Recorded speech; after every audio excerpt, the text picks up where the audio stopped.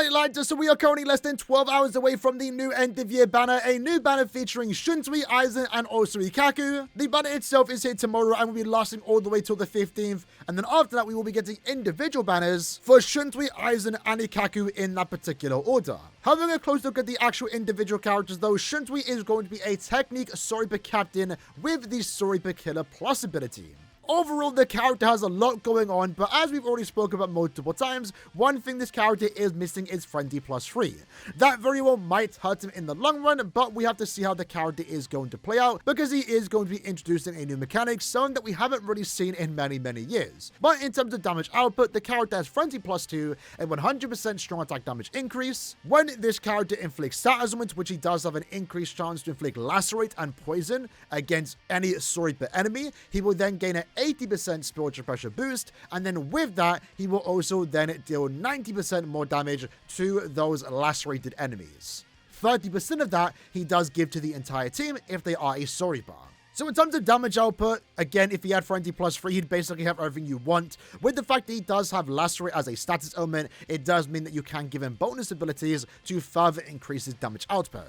Also worth mentioning, in the gameplay, it does show that he has the attack boost. That is an error in the footage. That is not a thing. And the same goes for Aizen. But what is going to make Shunsui a very interesting and fun to play character is going to be the mechanics he is bringing to the game. For starters, he does have an aura effect. So with this character in the team, everyone naturally gets 30% more spiritual pressure. And with that, you do get his Bankai appear around the screen with the yellow borders. He's also going to be a unique character because this character is going to have a trigger boost effect, where if you use his first, second, and third strong attack in order, you can then activate his Soul Bomb to get a special animation with Cat and Kyokotsu appearing, but also once that Soul Bomb is done, all his strong attacks will then reset and also make it superior strong attacks. So then he's dealing more damage and he essentially gets to spam 6 strong attacks in the course of 5 seconds even.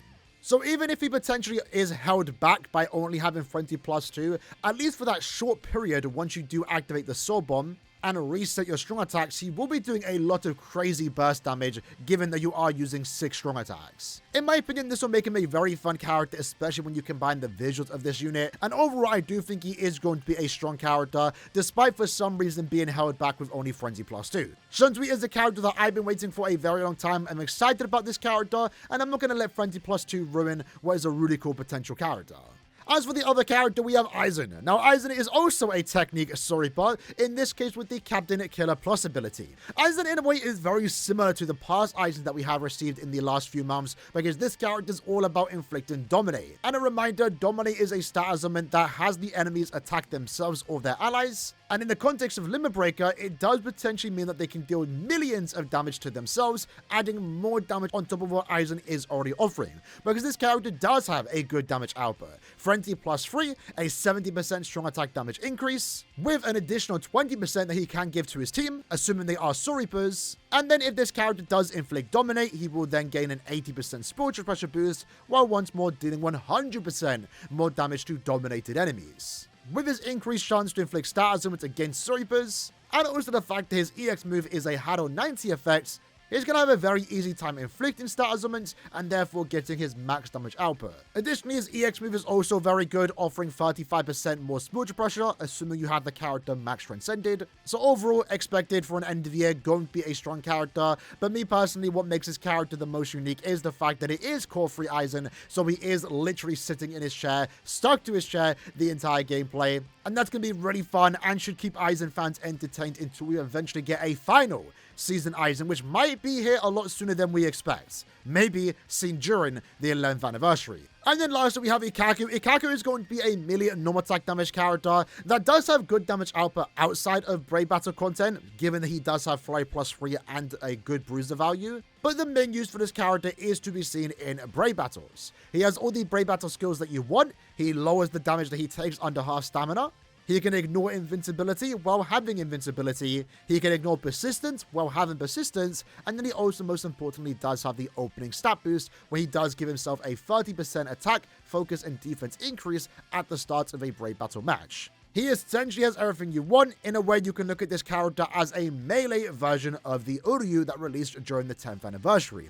Uryu overall is still going to be the stronger character and will still be dominating the Brave Battle meta. This character really isn't going to have much impact on Uryu as a character, but he will go right alongside it. Unironically, due to Ikkaku's paralysis duration, he will make a good character against Yhwach, which you might think Yhwach doesn't need a solution, a counter, but sometimes that paralysis can be a game ender, and people do have really good work on Yhwach, so I guess Ikkaku is kind of designed to go against Yhwach, go against humans and also Rankers, so in this case Mila Rose and also Chads. Technically Uryu, but again, Uryu will also be doing a lot of damage to Ikkaku. So that's pretty much it for the main 3 characters. All 3 characters are good. Shunsui was basically one typo away from being a perfect character, I will be honest. But other than that, we also have some good filler pulls here. So in the case of Gremmy, he is going to be a melee normal attack damage character for the melee Sniper Guild quest. The unique thing about him is that he does have a boost strong attack 3 and also 1. Mila Rose is going to be a good Brave Battle character. If you are looking for a third Brave Battle unit, assuming you don't put Ikkaku, Mila Rose does fulfill that spot. Fullbringer Bankai Ichigo is still one of the best characters in the game and still a super fun unit, so I'm very glad that he is a filler here, as this is the first time he is a filler. Really good damage output with Frenzy plus 3, superior strong attack on his SA2, with also the Spiritual Pressure Boost EX move, which makes it so he does ridiculous damage, at least for 10 seconds while that effect is active. Senjumaru is a character that wants to be used in the melee Captain Guild quest. For all we know, very well might go great alongside Aizen. Unfortunately, unlike Aizen, she has less usability outside of Guild Quest due to her Frenzy plus 2 free in Guild Quest skill. But the unique thing about this character is the very good EX move, really good animations, and also every single attack can inflict different stat elements. Asuken is another Brave Battle character, not as good as he used to be when he came out this time last year, but overall still a strong unit, a fun unit to play with, and probably the most enjoyable and best Brave Battle unit outside of Brave Battle content. That's thanks to his Flurry plus 3, his team boost SA2, and the fact that he does have Disabler, so he always has an increased chance to inflict poison against any enemy he is up against. Basby is a melee Sniper killer designed for the melee Sniper Guild quest. Probably don't need this character if you pull Shunsui. Since the final enemies are going to be speed, Basby will suffer heavily because of that. But if you are lacking him, he is going to be a new character. Giselle is a great character overall, a character I use a lot in Limit Breaker content whenever you are up against Snipers, because like Aizen, she can inflict Dominate, which in Limit Breaker does do millions of damage. Overall strong character despite her being over a year and a half old and still good in her respective Guild Quest phase, which is the ranged Sniper Guild Quest. Bambietta isn't really all that. Her damage output is very lacking, as she does lack a spiritual pressure boost and also built-in strong attack damage. All she really has is Frenzy plus 2 and more damage to burn and lacerated enemies. She was honestly one skill away from being a really good character, but if you are missing her once more, that is another unit to have. And then lastly, we have Tenjiro, a really good normal attack damage character, in mind to be used in the ranged human guild quest. Really good team support, can be used in multiple weeks of guild quest if you do see the need for this character support. So overall, that is the banner itself. Pretty good selection of fillers, like always, it can be better, but when the oldest character in this banner is Tenjiro, that's how you know it's actually pretty damn decent. So in total, if you are someone on this banner, assuming you didn't pull on last year's end of year banner, or if you are missing those characters, there's essentially 6 really good end of year characters to get here.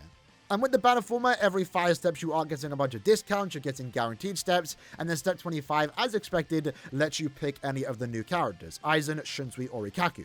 While I don't recommend it, if you did go all the way to step 50, you get an extra 5-star ticket, which has a different selection of units. In this case, you get to pick some other characters like Owetu, for example, Rukia, Renji, Byakuya, but you also do get a rainbow special move source. It might be tempting, but I think 50 steps is a lot on one particular banner. I personally did it once myself and would never do it again. At most, 25 steps, but if you get all 3 characters early, maybe you would want to back out and save for the next potential big banner. Overall, in my opinion, this is definitely a very easy summon when it features a good selection of characters, last year's end of year units, and really cool units like Aizen and Shunsui. For me, that is an instant down to 0 situation, which in this case for me means 25 steps. I will of course be live when this banner does go up, so feel free to join and summon with me. Hope to see you lads there, and in the comments below, let me know your summon plan. Good luck on your summons, and I'll see you lads next time. Take care, and peace.